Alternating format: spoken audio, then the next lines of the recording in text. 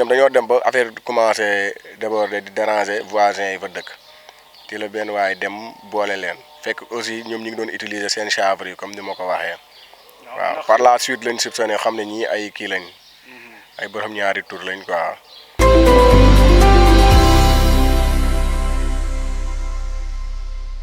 asalaamaaleykum mbokku internet SeneNews ñu ngi leen di sant di leen gërëm bu baax a baax ci seen taywaay ñu ngi ci diwaanu Sangalkam ku ko wax xel dem xëy na ci événement bi nga xam ne nag moom la ñu doon wax ci presse bi ni cité bi nga xam ne nag moom lañ jot a tudd ci ñi nga xam ne nag moom mooy des jeunes 16 personnes di ñu jàpp ci ay appartement 17 la sax parce que déjà keneen ki kooku jigéen la mais 16 góor keneen ki nag jigéen la bokk ci milieu bi waaye amul carte su ma waxee milieu xëy na ñu bëre dinañ mën a comprendre ñi nga xam ne nag ñoom ñooy jaay seen bopp waaye ci loolu nag dafa am cité bi nga xam ne nag tudd nañ ko ci fu ñu leen fekk muy cité Kalia daanaka du cité Kalia sa la yëfi amee moo tax tey jii nii dañu ñëw cité Kalia ñëw gestu information bi comme SeneNews ni mu baaxoo di leen ko defaral di wàcc sur le terrain xool li nga xam ne nag jot nañ ko génnee ci xibaar ñu daal di ko vérifier ba mu leer ñu daal di si wax bi ñu ñëwee fii nii ci diwaanu Sangalkam surtout mooy côté Kunun jot nañu xamal ni du cité Kalia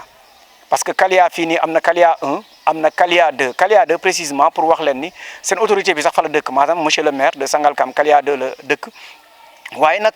lii nga xam ne moom mooy ay jeunes yi doon def acte contre nature dañ leen jàpp ci ginnaaw Kalia 2 ginnaaw Kalia 2 am na fa cité bi nga xam ne nag cité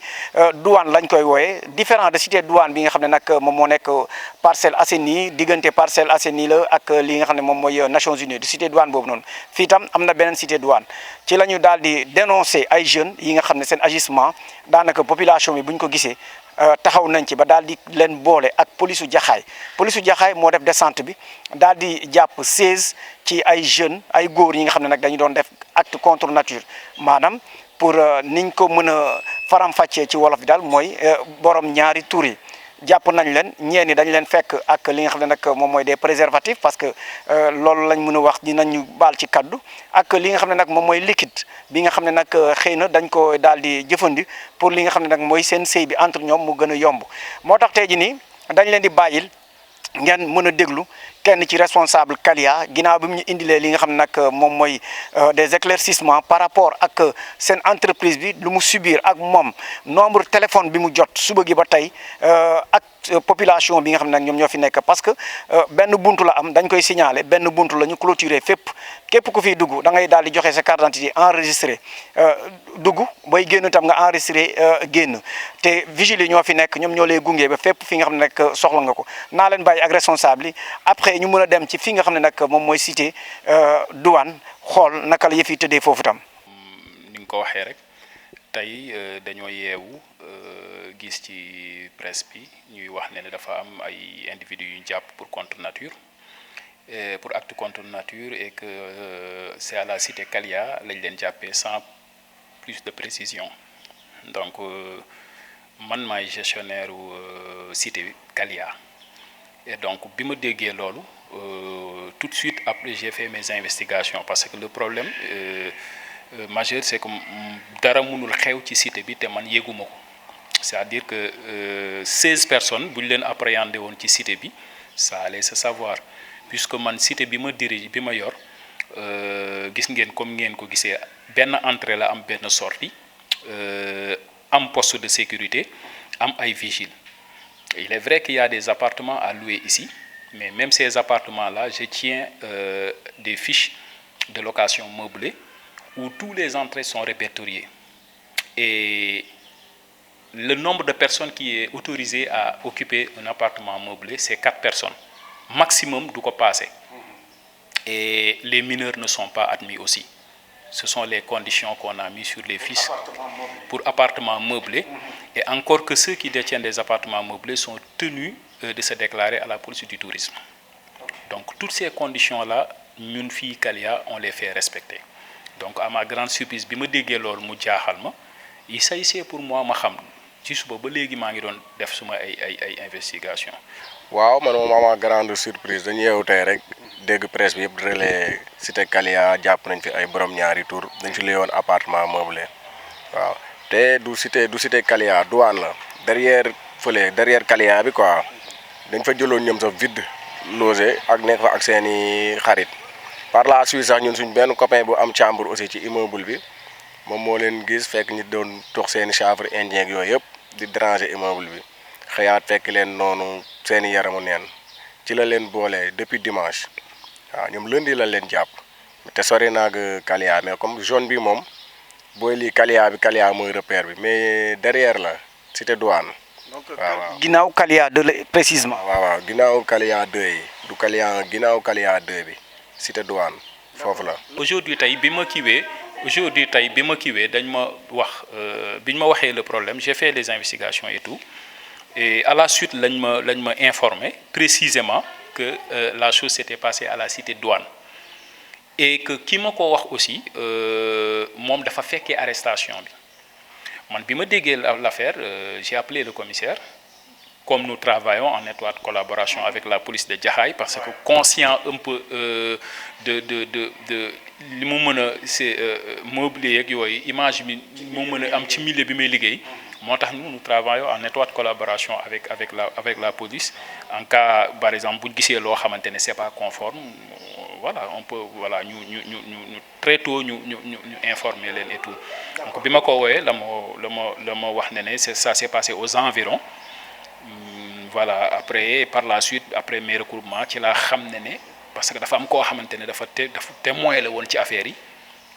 biñ leen di jëlee foofu noonu donc mu informé na précisément ne ma c'est à la cité douane. booy moom da ngay reebatas même ñun fii dañ ciy jànkoonteel problème yoo xamante ne da ngay reebatas ñoom dañ leen ñëw nee la benn la ñuy jël wala ñaar fekk doo comprendre da ngay sonn waaw ñun li ñuy jànkoonteeg ñoom moom da ngay dàq fii ñoom ñu dem fële mais bu fekkee Kalia 1 bii moom loolu amatu fii booy dugg bañ nañ ko ba léegi couple kese la wala ñoo xam dañu jóge voyage lañ fi nangu ñu ñëw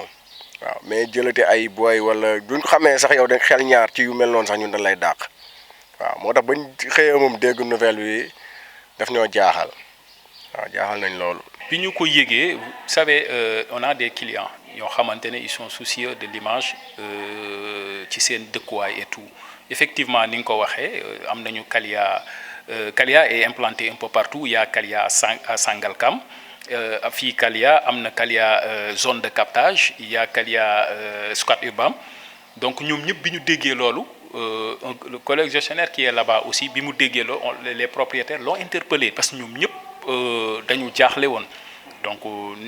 nécessairement ça porte atteinte à l'image de Kalia les résidences Kalia nga xamante ne nii c'est une entreprise quand même respectable qui au sein de l'entreprise a un service syndic partout où Kalia construit day implanter un service syndic boo xamante ne il est chargé de veiller à la sécurité à l'hygiène et en quelque sorte nous faisons la police même de la cité. waaw non ñoom bu ñu jëlee tey vide kenn koy jël tey ñoom bu ñëwee mën nañ seeti seeni xarit comme immeuble la mais ñoom dañoo dem ba affaire commencé déborder di déranger voisins yi fa dëkk ci la benn waaye dem boole leen fekk aussi ñoom ñu ngi doon utiliser seen chanvre yi comme ni ma ko waxee. waaw par la suite lañ soupçonné xam ne ñii ay kii lañ ay borom ñaari tur lañ quoi. ñi nga xamante ni yëpp dañ fiy dugg au quotidien dañ leen di jël seen ay numéro pièce d'identité seen heure d'entrée ak seen heure de sortie ci cité bi donc loolu mooy suñu image de marque ça fait en fait ñun Kalia chez Kalia duñu tabax rek bàyyi noonu en fait derrière on s'assure de la gestion pour des questions d'image donc tey bi gars yi indee loolu ci information yi ça nous a apporté un sacré coup donc d'ailleurs je salue seen ñëw fii parce que daf ñu may ñu mën a leeral un peu la situation clarifier à l'endroit des Sénégalais mais aussi à l'endroit des clients de Kalia aussi pour leur dire que aussi les rassurer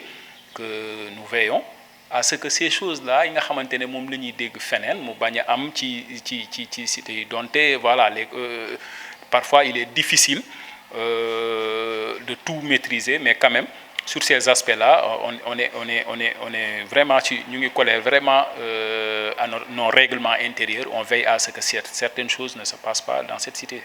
Non, oui, c'est la première fois que je suis dégg quoi. Pour dire vrai, c'est la première fois que je suis dégg. Des fois, je sais que nit ki mel ak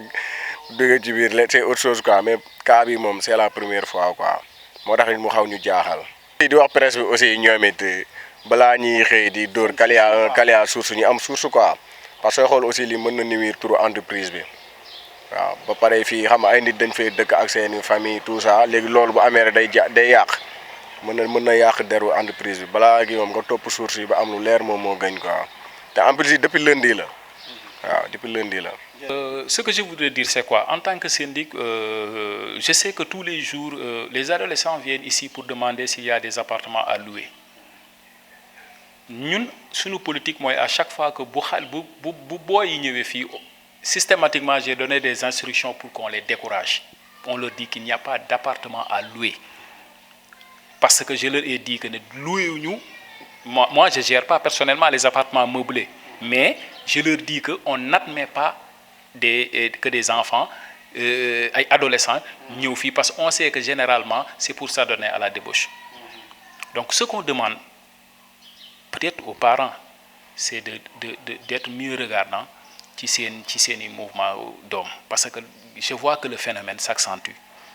Léegi systématiquement je vois même des lycéens qui à des heures yoo xamante ne normalement heure cours la, j'ai plusieurs fois recalé fii à la porte ñoo xamante ne nii à la récréation wala sax le matin ñu gàddu seen saak ñëw di wax dañuy dem ci ay meublés wala dañuy chercher ay meublés. Donc un élève il n'a rien à faire heure cours ci ay cité wala di dem ci appartement meublé. Donc que parents yi gën a veiller, parce que c'est un phénomène nit ñi booy ñu ngi commencé di dugg ci ay affaires yoo xamante ne nii vraiment du loolu la ñu xamee le sénégalais traditionnel. Donc nañu sensibiliser waat nit ñi parce que ces actes là léegi bari na, tous les jours on en parle dans la presse. Donc vraiment je tenais à rassurer tout le monde que en ce qui nous concerne ñun on fait l'effort vraiment de maintenir le cadre ba nga xamante ne yooyu du fi am. Donc maa ngi leen di remercier yéen aussi seen teewaay, ça m'a donné l'opportunité de clarifier certaines choses et à toute fin utile.